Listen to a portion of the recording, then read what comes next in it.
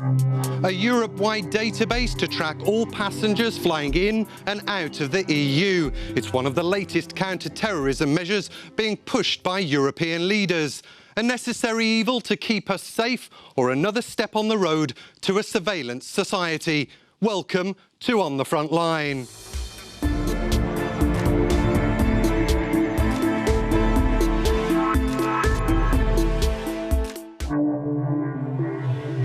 First France and Belgium, then Denmark. 3 major terrorist incidents in Europe in the space of a few weeks.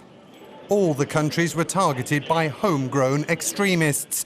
The murder of journalists and shoppers in Paris in particular focused politicians' minds on reinforcing security for Europe's citizens. Previously blocked in the European Parliament, plans for countries to share airline passenger information recently won MEPs' provisional support. Such a pan-European system would see the blanket collection of data from all air travellers flying in and out of the EU, along with flight and passport details, a passenger's eating preferences, credit card and mobile phone number and email would also be shared. Controversial, the data could be kept for up to 5 years and used by police and security services. Civil liberties campaigners argue it's a Big Brother measure which severely undermines privacy, while supporters of the passenger name record claim it could prove a vital tool in tackling would-be terrorists returning from the battlefields of Iraq and Syria. Cracking down on extremist websites and better intelligence sharing are also seen as key areas for improvement. Europe's prized Schengen system is also under scrutiny, with some countries, notably France and Spain, calling for reform through the reintroduction of internal border checks. But getting agreement on such counter-terrorism measures could prove tricky, especially if legislators in Brussels deem the basic freedoms and privacy of Europe's citizens are at risk. OK, joining me now to discuss this issue further is Timothy Kirkhope, the MEP leading the debate on the passenger name record, and Joe McNamee from the civil rights group European Digital Rights. Gentlemen, many thanks for joining us on the front line. I'd like to start with you, Timothy Kirkhope.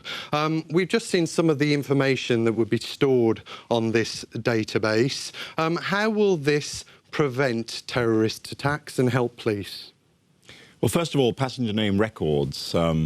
There have been records of passengers travelling for many years, of course, through advanced passenger information that all airlines require and have required for a long time. But this is different. This would collect everything. This is a wider set of questions, 19 in all. It is not an invasion of individual liberty to the extent that some people are suggesting, but it is a very important tool, properly regulated and controlled, in which we will be able to have enough information to establish patterns of activity of people who mean to do us harm. OK, patterns. What use is the pattern of finding somebody's eating preferences, for example? What do you find out from whether somebody eats chicken or fish? You say on your item eating habits and so on. We're not obliging anybody to give us information on eating. It's not actually a specific issue on the 19 questions, actually.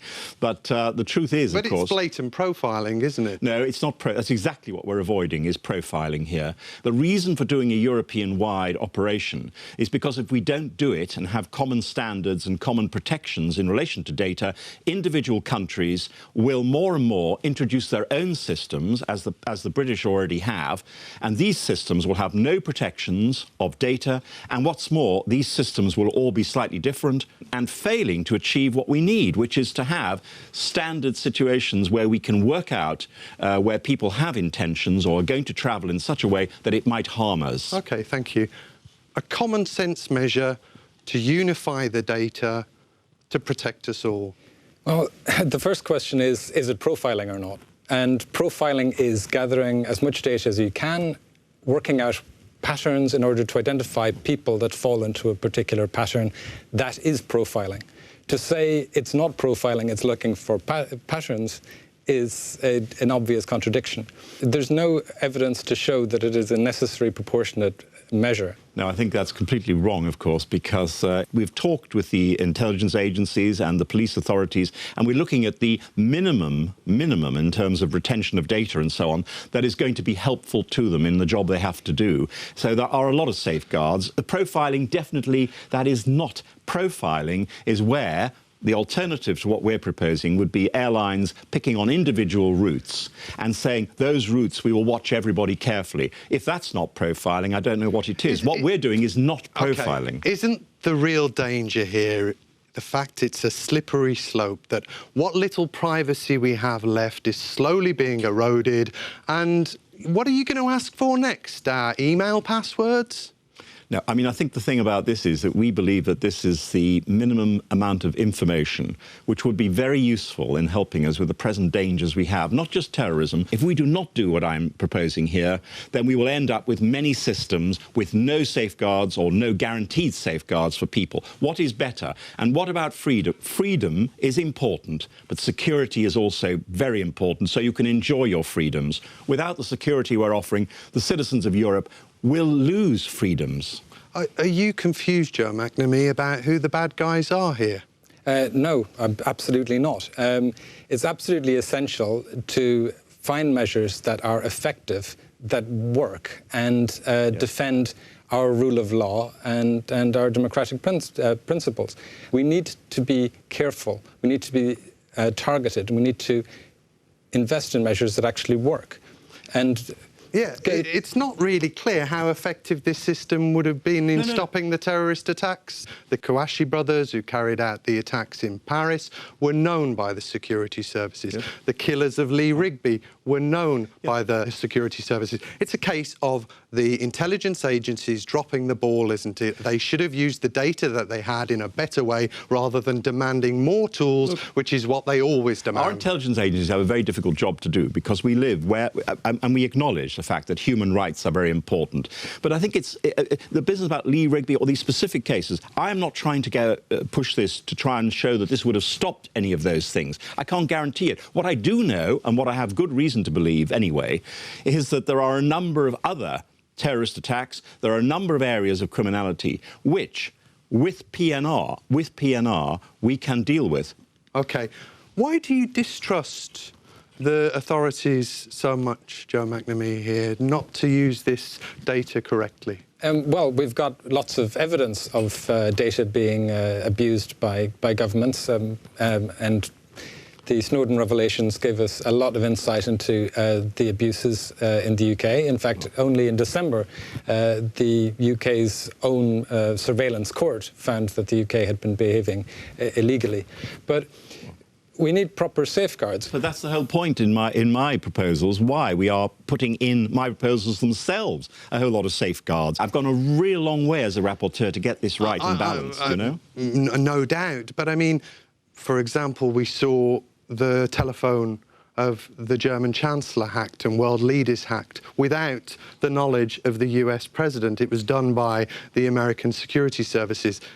If that's happening, how can we trust them? Well, I think there's an awful lot here of suppositions still, in my view. I don't think I want to rely on the testimony of Mr. Snowden, really. I'd rather rely on our intelligence agencies and security services generally to be able to actually protect us. We must give them enough tools to be able to do that, and accountability as well. I don't deny it, but that's where we need to go here. We live in a dangerous world, don't we? Well, I'm wondering whether you'd rely on the court, the British court, that ruled that the UK was accessing US gathered data illegally. Well, I'm a lawyer, but I don't always rely on courts. I listen to them, and certainly the Court of Justice that talked about the issue of proportionality and necessity, not relating to my proposals, but general issues regarding data. I agree with that, and that is why my proposals are both proportional and, in my view, very necessary. We often hear about the debate between the balance between security and privacy. But, for example, our credit card details are noted, internet behaviour is monitored. Do we have a private life anymore? Yes, we do, or we will have if we can reform our data protection regime and have proper rules and proper sanctions for abusing the rules. The issue in the world of so-called big data is not individual pieces of data being collected like they always were. It's merging of databases and comparing of databases, and the information that you can add from, for example, PNR data with other databases of the government in order to develop types of profiling that we can't even imagine. So they're a pooling, in fact, of data, which is your worst nightmare, isn't it?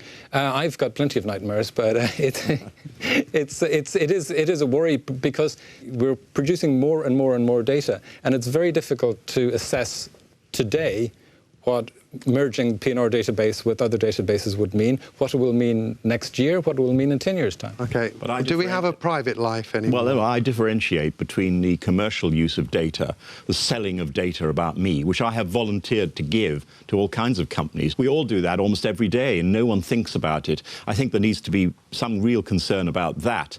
But my worst nightmare, we're getting into nightmares. My worst nightmare is that I have failed as a legislator to do sufficient to protect the citizens I represent. That's a nightmare to me. More of the terrorist offences, more major criminality, more children being abducted and abused. That's something I don't want to be responsible for. So I can't help thinking that it would have been good if you didn't table amendments in the data protection regulation to make it easier to profile people rather than more difficult. I don't want to profile people. Your amendments on profiling helped achieve that. I'm afraid we're going to have to leave it there, unfortunately. Fascinating debate. That's it for this edition of On the Front Line. You can find us on social media as well as Euronews.com. Until the next time, thanks for watching.